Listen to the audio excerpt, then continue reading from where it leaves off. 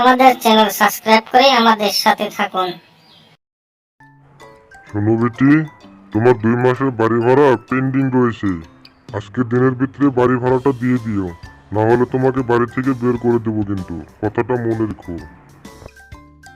এখন আমি কি করব? আমার কাছে তো 1 টাকাও নেই।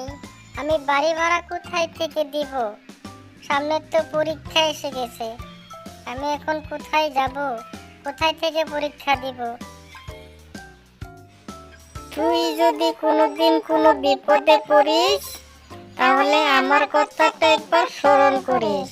আমি যতটুকু পারি তোকে হেল্প করব। হ্যাঁ হ্যাঁ, আমার মনে পড়েছে। আমি ভূতমায়ের কাছে যাব। ভূতমাই আমাকে সহায় করতে পারে।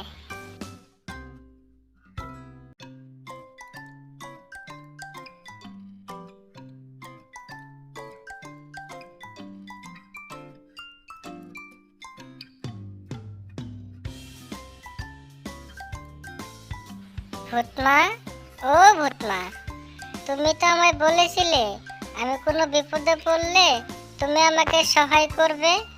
আমি একটা বিপদে পড়ে তোমার কাছে এসেছি মা। তুমি আমাকে সহায় করো। কিরে মা, তুই এসেছিস তাহলে? তোকে কিছু বলতে হবে না, আমি সব বুঝেছি। তুই নিশ্চিন্তে বাড়ি যা। আমি ওকে এমন শিক্ষা দিব, ও নিজে এসে তোর কাছে ভুল স্বীকার করবে। ঠিক আছে মা, আমি এখন চলে যাচ্ছি। তুমি দেখো কিন্তু।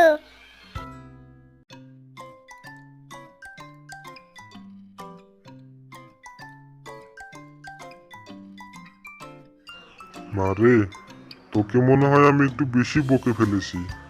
তুই কিছু মনে করিস না।